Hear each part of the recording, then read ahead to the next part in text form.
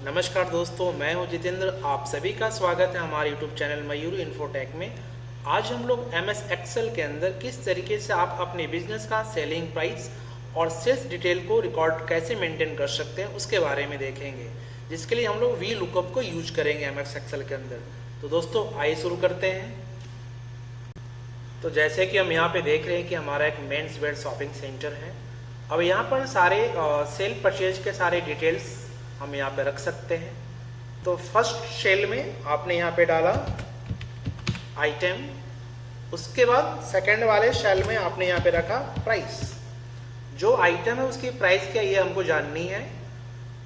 इससे आपका और कस्टमर दोनों का समय बचेगा। आप सिंगल क्लिक में ही आप तुरंत बता सकते हैं कि उसकी प्राइसिंग क्या है, वो आइटम आपके पास अवेलेबल है या नहीं। अब यहाँ पर आ जाते हैं हम लोग और यहाँ पर एक फॉर्मूला लगाएंगे। वो फॉर्मूला है वी लुकअप। वी लुकअप लिखने के बाद आप ब्रैकेट ऑन करिए। ब्रैकेट ऑन करने के बाद आप ध्यान देंगे कि यहाँ पर जो प्राइस बताएगा वो किसका बताएगा। तो इस वाले सेल में जो भी आइटम होगा उसका प्राइस बताएगा। तो आप यहाँ पर सिलेक्ट कर लीजिए। उसके बाद आप कॉमा लगाइए। कॉमा लगाने के बाद आप F4 को प्रेस करने के बाद आप देखेंगे आपके शीट 2 के अंदर में सारे डिटेल दिए गए हैं, आपके कौन कौन से आइटम है और उसकी क्या प्राइसिंग है। तो आप यहाँ पर जाने के बाद पूरे टेबल को सिलेक्ट कर लीजिए। टेबल को सिलेक्ट करने के बाद आप यहाँ पर कॉमा दें। कॉमा देने के बाद आप ध्यान दीजिए कि ये पहला इस टेबल का पहला कॉलम ये है, दूसरा कॉलम ये है जहाँ पे प्राइसिंग है। हमको प्राइस जाननी है तो आप यहाँ पर सेकेंड वाले कॉलम का नंबर डाल दें जो 2 है। उसके बाद आप कॉमा लगाएं और उसके बाद आप 0 प्रेस करें। उसके बाद आप ब्रैकेट को क्लोज करके एंटर प्रेस करिए। अभी आप देख रहे हैं यहाँ पर नॉट एप्लीकेबल बता रहा है क्योंकि कोई आइटम नहीं डाला हुआ है। आप जैसे यहाँ पे कोई आइटम डालेंगे, जैसे आपने डाल दिया यहाँ पे शर्ट। अब शर्ट जैसे आपने वहाँ पे डाला, एंटर किया, आप देखिए उसकी प्राइस को बदला दी। आप सेकंड वाले सीट में जाके देखिए शर्ट की प्राइस 500 है, एग्जैक्ट वो 500 यहाँ पर बता रहा है। अब अगर मान लीजिए आप यहाँ पे कोई और आइटम डालते हैं, जैसे मैंने यहाँ पे डाला जींस। जैसे जींस डाला आप देखिए उसकी प्राइस वहाँ पे एग्जैक्ट बता दिया। अब अगर आप ये चाहते हैं कि सारे आइटम के लिस्ट यहाँ पे डिस्प्ले करें, आपको नाम लिखना ना पड़े, तो उसके लिए डेटा में चले जाएं। डेटा वैलिडेशन में जाएं। यहाँ अलाउ वाले ऑप्शन में जाने के बाद आप लिस्ट को सिलेक्ट कर लें और यहाँ पे लिस्ट आप बना सकते हैं। तो क्योंकि हमारे पास पहले से लिस्ट है तो आप लिस्ट को सिलेक्ट भी कर सकते हैं। इस वाले ऑप्शन पे रेंज पे क्लिक कर दीजिए। उसके बाद जहाँ पर भी आपके डेटा हैं, आप उस डेटा, हमारा डेटा शीट 2 में है, आप वहाँ चले जाएं और उस वाले कॉलम को सिलेक्ट कर लीजिए। उसके बाद फिर से यहाँ से सिलेक्शन करके ओके कर दीजिए। अब आप देखेंगे यहाँ पर एक छोटा सा एरो आ गया। अब आपको आइटम लिखने की जरूरत है। जैसे क्लिक करेंगे देखिए सारे आइटम के लिस्ट यहाँ पर डिस्प्ले कर रहे हैं। लाइक अगर मान लीजिए मैंने कोई ट्राउजर की रेट जाननी है, ट्राउजर पे क्लिक करिए, ट्राउजर का रेट आ गया। अब आपको कुर्ता का रेट जानना है, कुर्ता पे क्लिक किए, कुर्ता का रेट आ गया। तो बहुत इजी आपका एक इंटरफेस तैयार हो गया जहाँ से आप बहुत ही कम टाइम में कस्टमर को सर्विस दे सकते हैं। अब अगर हम ये जानना चाहते हैं कि हमारी क्वांटिटी के हिसाब से वो टोटल अमाउंट बदला दें, तो आप इस वाले सेल में जाकर एक फॉर्मूला लगाएंगे, इक्वल टू, ब्रैकेट ऑन करेंगे। हमारी जो प्राइसिंग है, प्राइसिंग को क्वांटिटी के साथ मल्टीप्लाई करनी है, तो प्राइस को सिलेक्ट कर लिया। यहाँ पर आप मल्टीप्लाई का सिंबल डालेंगे और उसके बाद आप C3 को सिलेक्ट कर लीजिए।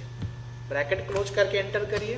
अब यहाँ पर 0 बता रहा है क्योंकि क्वांटिटी डाला हुआ नहीं है।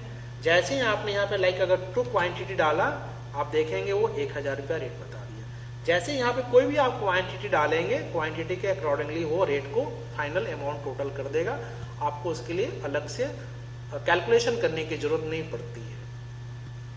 दोस्तों अब अगर हम ये चाहते हैं कि कस्टमर को हम कुछ ऑफर देना चाहते हैं, तो आपने यहाँ पे क्या डाल दिया, एक ऑफर प्राइस डाल दिया। आप यहाँ पे एक ऑफर प्राइसिंग आप सेट कर रहे हैं।